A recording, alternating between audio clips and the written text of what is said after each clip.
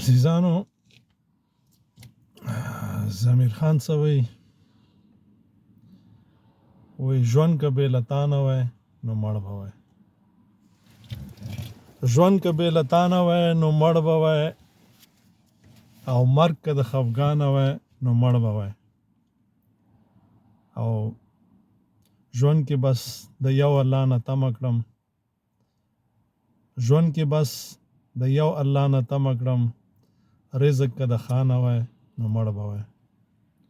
عزیزانو باید بیدار اوسو که ژوند د چا په لاس کې وای، د انسانانو په لاس کې وای، نو ډیر به بې وخته مړه شوي وای او ډیر به بې ګناه مړه شوي وای لکه چې اوس هم مري. خو په ډیرو باندې به مازې ډول جوړولی او وژلی به. عزیزانو 4 کاله کېږي چې په موږ او تاسو باندې لوبې را روانې دي، کله په یو نوم کله په بل نوم. او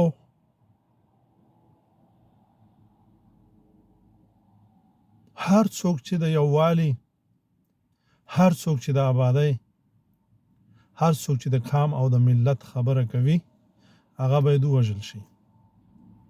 ولې چې داسې سیستم ورته جوړ شوی دی، داسې پلان شوي دي د 126 کالو نه چې کله نړیوالو کفارو ولیدل چې دغه خلک خو په جنګونو نشو وژلی، نشو خلاصولی، ځان هم موږ هم ورسره وژل کېږو، نو بیا دوی د چل نه، د ټاګۍ نه، د څو مخۍ نه کار واخیستل او په خوا کې ځان نه سره ځای که خو په بل نوم.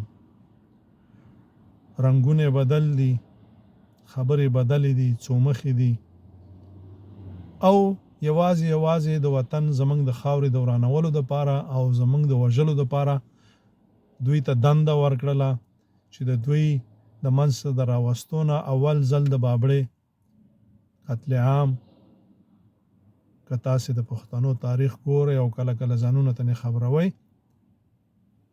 د هغه ځای نه پیل شو. بیا را روان دي همداسې مخور چې پیدا کېږي چې د قام د ملت د خاورې خبره، د آبادۍ خبره کوي، د ژوند خبره کوي او د امن خبره کوي، هغه باید ووژل شي. ځکه چې په امن کې د دوی کاروبار خرابېږي. چې امن نه وي د منځه ځي، یو شی چې جوړ کړی شي هغه بیا ورانېږي، یو شی چې جوړ کړی شي هغه ورانېږي، وخت یې پوره کېږي. دې ته متوجه اوسئ. دا هیواد زمونږ د ټکولو دپاره جوړ شوی دی، دا باید وران شي. ښه، نه غواړم چې خبره اوږده شي.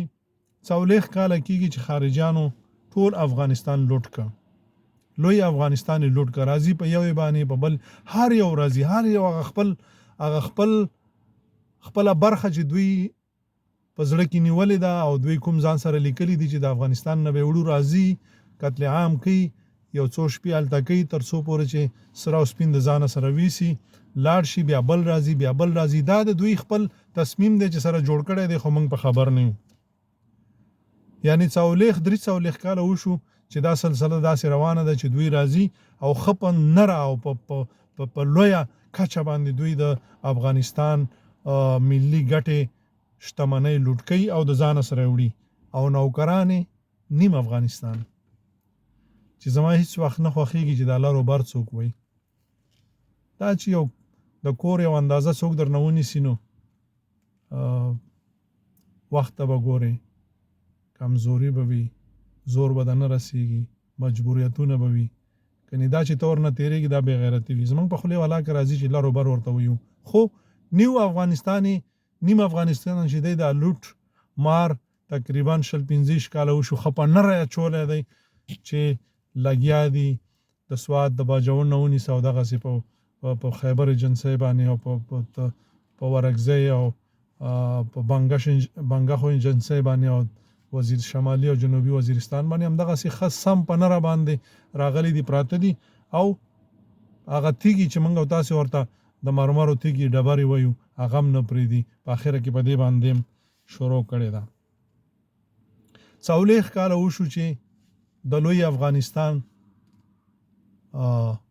د لارو بر افغانان چې دي د علم نه، د پوهې نه، د زده کړو نه لرې ساتل کیږي چې پایلې دا شي چې څه چې دوی غواړي هغه باندې وکاندي او لګیا دي کوي.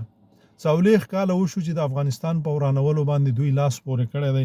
سمې ورانوي، داسې ورانوي چې موږ او تاسې ګورو، کندهار ګورو، پکتیا ګورو، ننګرهار ګورو، نور داسې ولایتونه ګورو، همدغسې بیا شمالي او جنوبي وزیرستان ګورو، مومند ایجنسۍ ګورو، خیبر ایجنسۍ ګورو، ورکزی او بنګش ایجنسۍ ګورو، باجوړ او ښکته تر اټکه پورې ګورو چې څه کیږي او څوک وژل کیږي او ولې وژل کیږي. هماغه خلک وژل کیږي څوک چې د امن خبره کوي، چې بیلګې علي وزیر دی چې نن هم پروت دی، ښه په نره باندې ورته ژاړه، فریادونه یې کوه، د کور 13 کسان یې وژني، ښه په نره یې اچولی دی، جواب هم نه درکوي، وایي که زور یې وایي بس ځه. نو دغه بیلګې دي. 40 کاله وشو چې ورانېږي او 83 کاله وشو چې څوک د خاورې د آبادۍ، د امن، د یووالي خبره کوي، هغه باید ووژل شي لکه چې موږ او تاسې ګورو او یوازې ورباندې ژړاګانې او فریادونه کوو.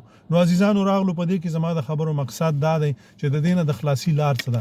یوازې او یوازې یووالی، یو کیږو به علماء کرام، مفتیان، تبلیغیان، طالبان، مجاهدین، لوړپړي ټیټپړي چارواکي، دا ټول دا څومره چې دا د چوکیو دپاره دوی خپل هر څه پرېښي، کامې پرېښی، خاورې لیلام کړي، خپلو مور سره خیانت کړی دی، دا دې دپاره چې دغه چوکۍ مه د لاسه ځي او دغه نوکري مه د لاسه ځي. و خلکو دغه ستاسو دي، تاسو به یې کوئ، د دې نه به زیاته بلکې څو چنده به زیاته کوئ. دا ټول به سره یو کیږو او دغه د دروز د بنګلې چې پارځای کې اچي دا به هم د ځان سره یو کوو. تر څو چې دا ټول سره یو نشو، بریا مو نشته، وژل کیږو به.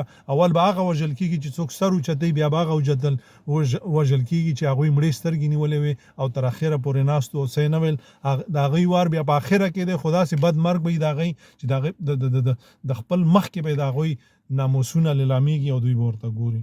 نو د دې نه د خلاصېدو او د یو ډېر ښایسته د ښه د خوشحالۍ د ژوند نه د خوند اخیستلو، د سوکالۍ، د امن د ژوند دلته هم او د مرګ نه وروسته هم جنتونه.